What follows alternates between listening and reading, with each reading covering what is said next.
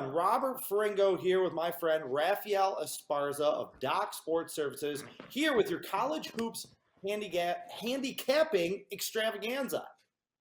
Go to docsports.com, docsports.com, or click that link above to get your free $60 account activated. That's $60 that you can use towards any handicapper, any package, in any sport. So right now we're talking a little college basketball. We got a big day of midweek hoops action with football officially ending after Super Bowl Sunday. All eyes are turning to the NBA and college basketball. So the handle on these games are gonna ramp up.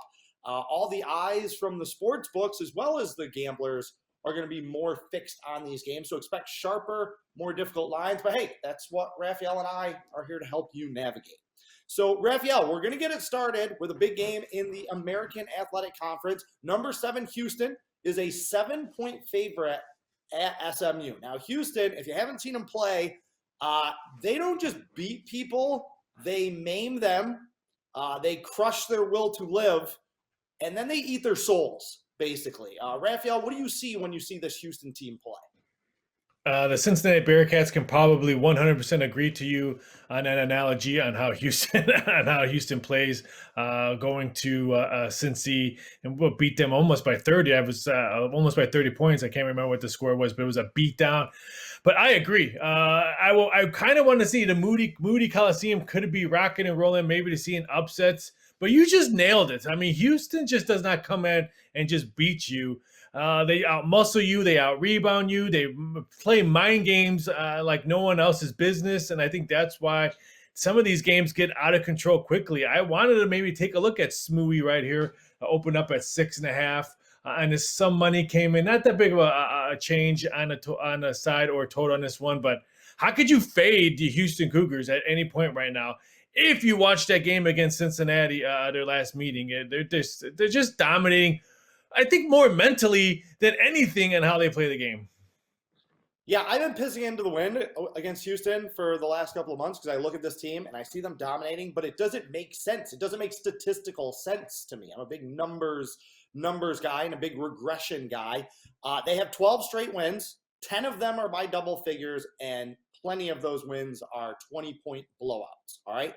And the reason why they are so dominant and why I'm just stunned that they've been able to hold up the sustained excellence is, and I say this not as hyperbole, they are one of the best defensive teams I've ever seen. They're one of the best defensive teams in college basketball. Ever. Wow, use the word ever. 20 years. They are number 1 in the country. They are holding opponents to 36% shooting from the field. 36%. If a team goes out and shoots like 34, 35%, I look at that, I'm like, wow, that's a crazy anomaly, right? Like, nobody shoots that bad. Teams are averaging 36% against this Houston team. They are allowing teams to shoot 27.8% from three-point range. Think about that. Think about how talented teams are these days at shooting three-pointers. They are making on average 27% of their threes against Houston. Now, all that being said, and because I'm really, really stubborn, I kind of like SMU here. They are 11-0 at home. This is an in-state rivalry game. Now, SMU hasn't beaten any of the top dogs yet, but 7 points is a lot to lay out when you're on a winning streak, when you're in a hostile environment like this, and you're going to be facing an SMU team that's going to be playing with nothing to lose. So really interesting game there. I'm not going to be surprised if, like we saw with that Auburn-Arkansas game last night, with Arkansas getting upset, you go on the road as a top 10 team in conference play, you better be ready to play. And I think Houston's going to need to be ready to play again today. Now, speaking of home advantages, Smooth's plus 7. I mean, Smooth's plus 7 right now. And if you're a Smooth SMU, just foul Houston. They're horrible. That's their number one weakness. They're horrible at the free throw line. I think they're ranked like in the 300s. They're not that good free throw shooting team. Use all your fouls on the bench if you want to try to upset them on your home court. But if this one goes to 7.5, I highly doubt we see 7.5 or 8. I would probably take a look at Smooth. But for me, the number is pretty much correctly. Yeah, you got to be mentally tough to face Houston. And this is a veteran SMU team. I like Tim Jankovic. He's a good underdog coach. This is a veteran team. I think they're going to be able to hold up a little bit against that Houston defense. And I can see this being a lower scoring game. I can see this game ending in the 50s, at which point, having 7 points, that's a pretty healthy cushion. So we're talking about SMU and how they play at home and their home court advantage tonight. One of the better home court advantages in all of college basketball, or at least in the Big Ten, is the rack. Taking it to the rack with number 16 Ohio State, a 3-point favorite at Rutgers tonight at 7 o'clock. Now, the last team to roll into Rutgers as a 3-point favorite was a ranked Michigan State team on Saturday, and they got sent out on a rail. Rutgers hammered Michigan State 84-63 as a home dog. Raphael, what do you think about this number, and what do you think about this matchup? Can Rutgers pull back-to-back upsets? I think the number's correct. I'm all over this total. You know me, love me some totals, in the high 130s. I mean, you said it. Rutgers put up 86 points against Michigan State, which Michigan State, they're a defensive type team in the Big Ten. Ohio State, all their 3 straight wins, or 4 out of 5 straight wins, have been averaging 75 points or higher when they win games. So I just think the total is way, way, way too low in here. It's around 136 and a half right now. Really thought this one was going to be probably 139, 140. So I think there's value on this total. I think the number is correct. I understand why Ohio State's a very small road favorite on here, but going to Jersey Mike's, it's not an easy win. Maybe going to Jersey Mike's and maybe play football, you can get an easy win. But going to Jersey Mike's and try to steal a road win, I think the Buckeyes could be in a little upset alert right here. But I think a lot of points are going to be scored tonight in this game. I actually agree with you. I think this is kind of a bad matchup for Rutgers, actually, because Ohio State is so big and so physical on the interior. And that's where Rutgers has some problems. They're a really good defensive team because they can switch and match up really well on the perimeter and with their wings. But they really missed Miles Johnson. He transferred to UCLA. He left a big hole in the middle, and I think they're going to be vulnerable on the offensive glass in this game. Now, Raphael, tell me if you agree, disagree with this statement right now. Do you think that Ohio State is being overlooked by bettors and analysts? And do you think that Ohio State's a little underrated right now? I would say a little both. Or if you look at the Big Ten, especially in the college IU probably gets a little bit more action, and then Ohio State. Wisconsin, probably the biggest betting team in college basketball in the Big Ten. For some reason, Ohio State's a football school, and so I think the bettors overlook them and underrated. I think sometimes you can get soft numbers with Ohio State, but I agree with them. There's some team, if they can dominate the boards and win the rebounding game, they're going to be a hard out in a Big Ten conference tournament and in March. So they're a fun team to watch. Like I said, if they control the boards, they're a tough out. Yeah, I mean, they're number 16 in the country, so it's tough to say that they're underrated, right? But they're 4-0 against the spread in their last 4 games. Right now there's 3 teams tied for the top spot in the Big Ten, all right, that are all 10-3. Ohio State is comfortably in that number 4 spot, and just a team that I don't feel like a lot of people are talking about. I think there's going to be a little bit of value with them, especially going against those big dogs like Purdue, Illinois, Wisconsin here down the stretch. So, all right, we're going to change gears, but stay in the same part of the country, the armpit of the country, if you will, New Jersey. We have number 25 Xavier as a road underdog at Seton Hall in this game. Xavier is number 25 in the AP poll. They're not ranked in the coaches poll. They are underdogs, which sets off some red flags for me. That's a big part of my system right there. The Musketeers have lost 3 of 5. They're coming off a real bad loss at DePaul. Should we be buying or selling stock with the Musketeers right now?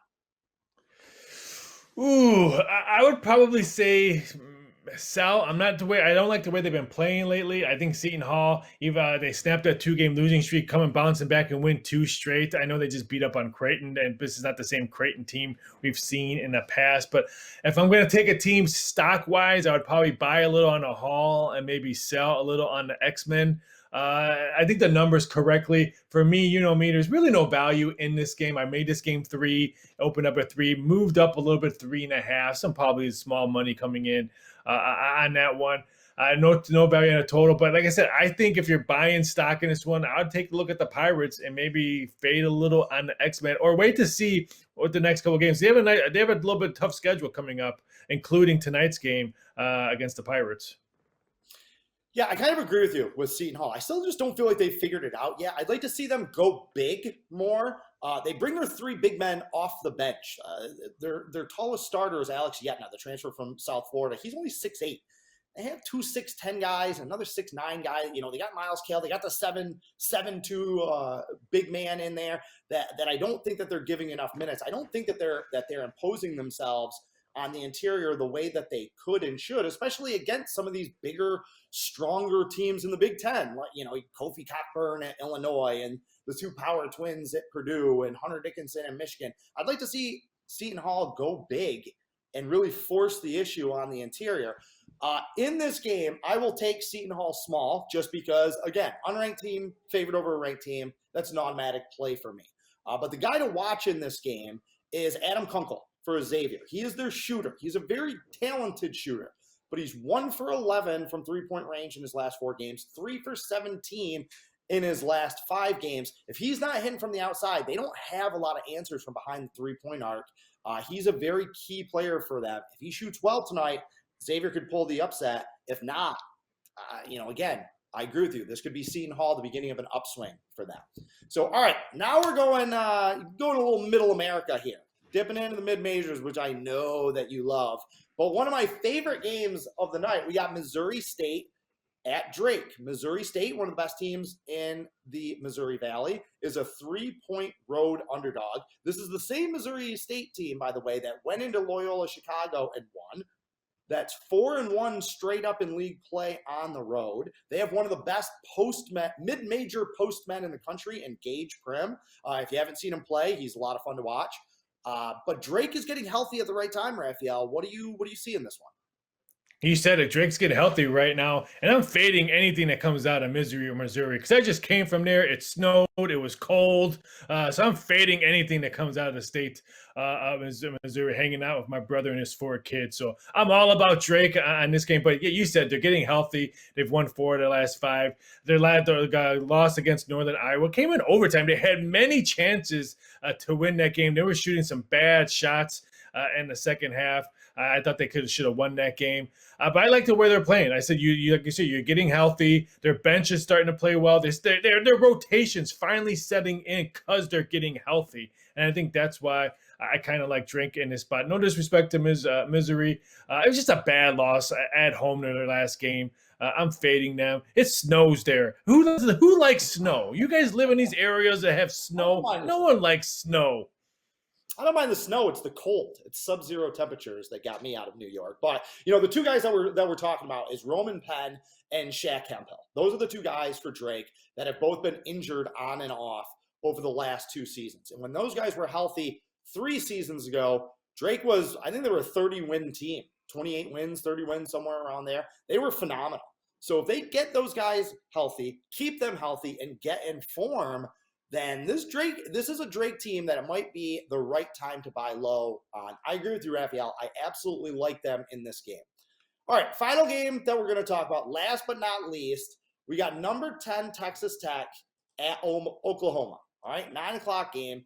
And just on the surface, this one looks pretty obvious, right? Texas Tech, top 10 team, one of the best teams in the Big 12.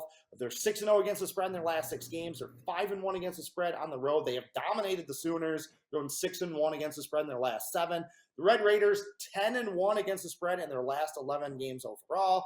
Then you got Oklahoma, 1-7 straight up and 2-6 against the spread in their last 8. They've lost their last 3 in a row straight up and against the spread. Raphael, it is obvious that we should be loading up on Texas Tech here, right? It's just, that's how easy it is in gambling, right? Oh, yeah, odds maker error in this game. Why isn't Texas Tech -6? My game of the year, play of the year, odds maker error. I can go on Twitter right now and just, there's not enough characters to put on this one. But this one seems too good to be true. I saw this number. I made this number 5. It came out 3. I did a lot of researching, look at us. I didn't understand it. So I just put a big X on it. Something's wrong. There's a big trap or something on this game. I think we can all agree Texas Tech should have no problem. Oklahoma is on the fade button. They're right next to the Lakers and the Knicks to me on the fade button. They looked horrible against TCU at home. Oklahoma State, they looked bad, even though that was on the road.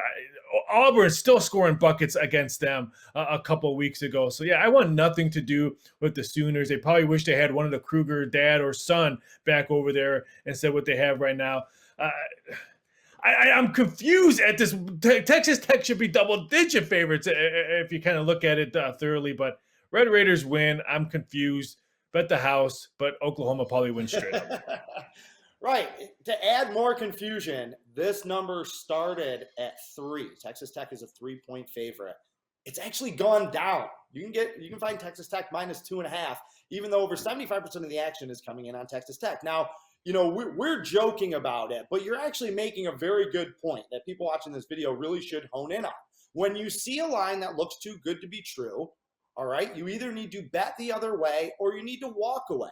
There's going to be a lot of people out there tonight that bet Texas Tech. And if Texas Tech goes in and they win by 7, 8, 9 points, okay, great, good for you.